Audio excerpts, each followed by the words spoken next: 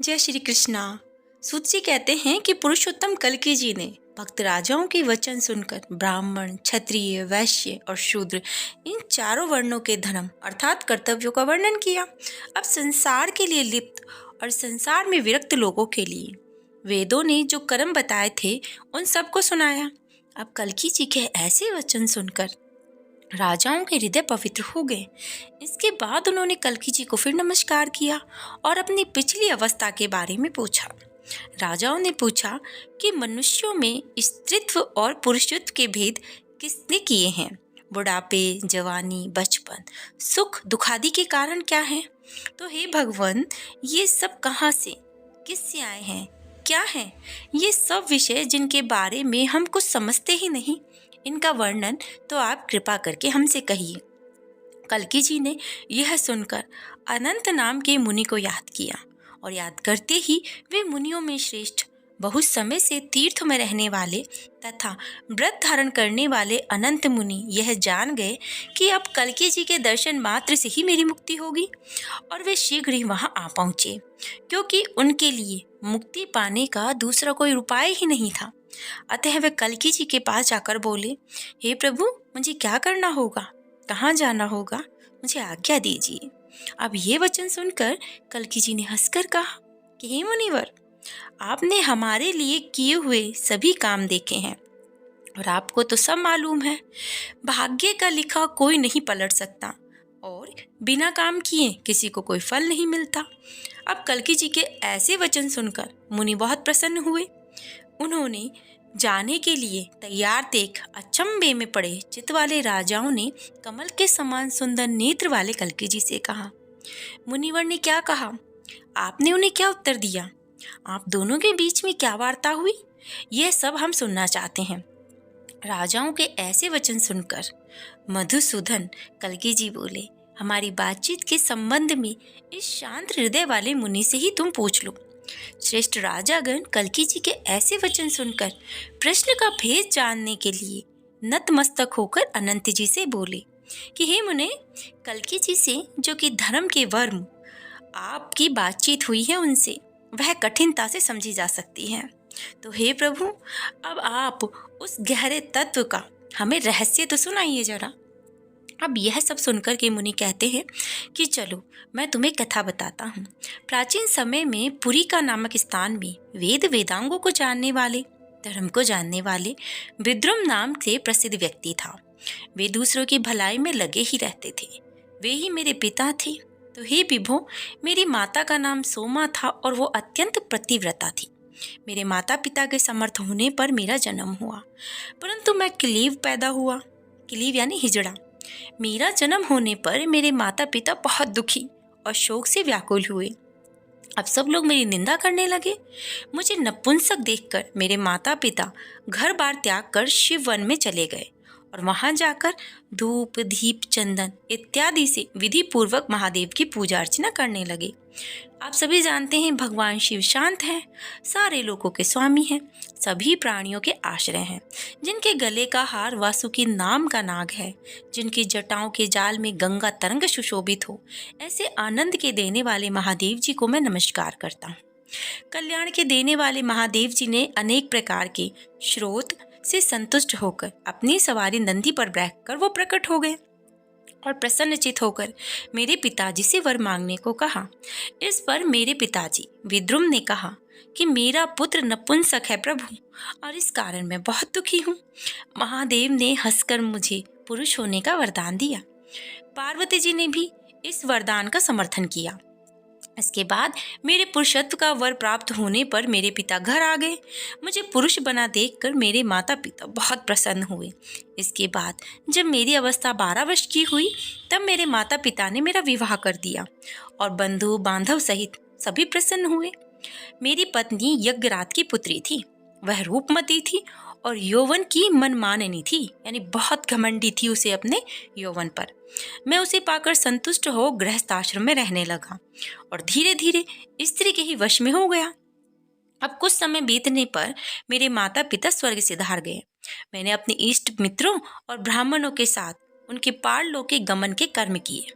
मैंने अपने माता पिता के पारलौकिक कर्मों को करने के बाद अनेक ब्राह्मणों को भोजन कराया। चूंकि मैं अपने माता पिता की मृत्यु के कारण अत्यंत दुखी था, इसलिए मैंने भगवान विष्णु की पूजा आराधना शुरू कर दी। अब भगवान विष्णु मेरे जप और पूजा पाठ इत्यादि कर्मों से संतुष्ट हुए और मुझे स्वप्न में कहा कि संसार में स्नेह मोह आदि से बनी ये सब मेरी ही माया है। ये मेरे पिता और यही मेरी माता है। इस तरह की ममता से जिन लोगों का मन दुखी होता हो, वे लोग शोक, दुख, भय, क्रोध, बुढ़ापे और मृत्यु का कष्ट अनुभव करते हैं। मैं भगवान विष्णु का यह वचन सुनकर जैसे इसका उत्तर देने को तैयार हुआ तो मेरे अंतर्ध्यान हो गए प्रभु और मेरी तंद्रा टूट गई। तो हे राजागण, फिर से अचंभे में पड़ गया और अपनी पत्नी के साथ उस पुरी का नगरी को छोड़कर मैं पुरुषोत्तम नाम के श्री विष्णु भगवान के स्थान पर आ गया और मैं उसी पुरुषोत्तम नामक स्थान के दक्षिणी भाग में सुंदर आश्रम बनाकर अपनी पत्नी और सेवकों के साथ विष्णु भगवान की सेवा करने लगा। मैं भगवान विष्णु के उस वास में रहकर उनकी माया देखने की इच्छा से यमराज के भय को नाश करने वाले भगवान विष्णु का ध्यान नाचकर गाकर जप करने लगा और इसी प्रकार 12 वर्ष बीत गए। व्रत की समाप्ति के दिन द्वादशी को मैंने अपने बंधुओं के साथ स्नान करने की इच्छा से समुद्र तट पर चला गया। इसके उपरांत मैंने जो ही समुद्र में गोता मारा, त्यों ही भयानक चंचल लहरें मुझे परेशान करने लगी और मैंने अपने को उठने में समर्थ नहीं पाया। समुद्र के जानवर जैसे मच्छ आदि मुझे चुभने लगे, मुझे चोट पहुंचाने लगे। मैं कभी उछलने लगा तो कभी डूबने लगा। मेरा चित्त व्याकुल होने लगा।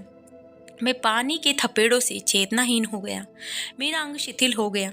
इसके बाद हवा के झोंकों से बहता हुआ मैं समुद्र के दक्षिणी तट पर आ पहुंचा। ब्राह्मणों में श्रेष्ठ वृद्ध शर्मा नाम के एक ब्राह्मण मुझे वहां पड़ा देखकर संध्या उपासना करने के बाद मुझे अपने घर ले आए। धर्मात्मा, पुत्र, स्त्री वाले धनवान वृद्ध शर्मा मुझे स्वस्थ बना के पुत्र के समान मेरा लालन पोषण करने लगे। तो हे राजगण, उस दिशा में मुझे दिशाओं का ज्ञानम भी ना रहा और मैं अत्यंत बेबस हो गया। मैंने उस ब्राह्मण दंपत्ति को अपना माता पिता समझकर वहीं रहना शुरू कर दिया। उस ब्राह्मण ने अनेक तरह के वेद बताए गए, धर्म का पालन करना बताया। नम्रता पूर्वक उसने अपनी कन्या का विवाह मुझसे कर दिया। ब्राह्मण की कन्या का नाम चारुमती था। वह रूप गुण से युक्त, तपाए हुए सोने के समान रंग वाली और स्त्री को पाकर मैं अत्यंत ही विस्मित हुआ और अचंभे खुशी से भर गया। चारुमती ने मुझे हर तरह से संतुष्ट किया और मैंने तरह तरह के भोग और सुखों का आनंद उठाया। समय पर 5 पुत्र हुए और मेरा सुख बढ़ता गया। मेरे 5 पुत्रों के नाम थे जय, विजय, कमल, विमल और बुद्ध। मैं पुत्र और अपनी पत्नी और अपने लोगों से युक्त तरह तरह के धन का स्वामी बन गया और स्वर्ग के देवताओं के राजा इंद्र की भांति प्रसिद्ध और पूज्य हो गया। जब मैं अपने बड़े पुत्र बुद्ध के विवाह के लिए तैयार हुआ तो धर्मसार नाम के ब्राह्मण ने अपनी कन्या को दान देने की इच्छा प्रकट की और उसने अपनी कन्या के विवाह के लिए वेदों को जानने वाले ब्राह्मणों के द्वारा उत्सव आदि संपन्न की। सोने के आभूषणों से सजी हुई अनेक महिलाएं गाने बाजी के साथ नाचने लगी। अब मैं अपने पुत्र की उन्नति और सफलता की इच्छा से पितृ तर्पण, देव तर्पण और ऋषि तर्पण करने के लिए बड़े आदर से समुद्र तट पर गया। स्नान तर्पण के बाद मैं जल्दी ही पानी से निकलकर तट की ओर जाने लगा तो मैंने देखा मेरे पहले के आश्रम के भाई बंधु स्नान और संध्या आदि करके आ रहे हैं। यह देखकर मैं बहुत बेचैन हो गया। तो हे राजागण, पुरुषोत्तम नगर के निवासी ब्राह्मणों को भगवान विष्णु की सेवा और द्वादशी व्रत की समाप्ति के लिए तैयार देखकर मेरे चित्त में अत्यंत अचरज हुआ। मेरे रूप और मेरी अवस्था में पहले से कुछ भी बदलाव नहीं आया। मुझे अपने सामने ऐसा अचरज भर देखकर पुरुषोत्तम वासियों ने मुझसे पूछा, हे अनंत, तुम तो भगवान विष्णु के भक्त हो, तुमने इस जगह पानी और भूमि में क्या देखा? हम तुम्हें क्यों इतना परेशान देख रहे हैं? अपने इस अचरज को छोड़ो और जो देखा हो वह बताओ, अपने व्रत का पालन करो। मैंने उन लोगों से कहा, मुझे कुछ भी दिखाई और सुनाई नहीं दिया, परंतु मैं काम वासना से मोहित हो गया हूँ, अतः मेरा अंतःकरण कमजोर है। मुझे भगवान विष्णु की माया को देखने की इच्छा हुई थी और इस समय हरि भगवान की माया से मेरी बुद्धि मारी गई है। मेरी इंद्रियां व्याकुल हो रही हैं। मैंने स्नेह और मोह जाल में पड़कर लाचार हो चुका हूँ और मुझे हरि की माया जाल में पड़ा हुआ किसी ने ना जाना। इस तरह स्त्री, धन का कोष और पुत्र के विवाह आदि विषय में मेरा मन अत्यंत डूबा होने के कारण मैं बहुत दुखी रहने लगा और सोचने लगा, मैं अनंत कौन हूँ? कुछ भी ना हो सका मेरा, और सब विषय में मुझे स्वप्न ही मालूम हुए। इसी बीच मेरी माननीय स्त्री मुझे लाचार और बेबस देखकर, हाय तुम्हें अचानक क्या हुआ, कहती और रोती हुई मेरे पास आई। यहाँ मैं अपनी पहले वाली पत्नी को देखकर और उन स्त्री और पुरुषों को याद करके अत्यंत दुखी होने लगा। उसी समय धीर, सब कुछ जानने वाले, परम धार्मिक, सूर्य के समान तेजस्वी, सत्व गुण संपन्न, शांत, शुद्ध और दुनिया के दुखों को दूर करने वाले परमहंस उत्तम बातों के द्वारा मुझे समझाने के लिए वहां आ पहुंचे। मेरे कुटुंबजनों में मेरे सामने स्थित परमहंस की पूजा कर उनसे पूछा, किसका कल्याण कैसे होगा, जिसे हम कल सुनेंगे। तब तक आप कल की पुराण को सुनते रहिए और श्री हरि भजन करते रहिए। जय श्री कृष्ण, राधे राधे।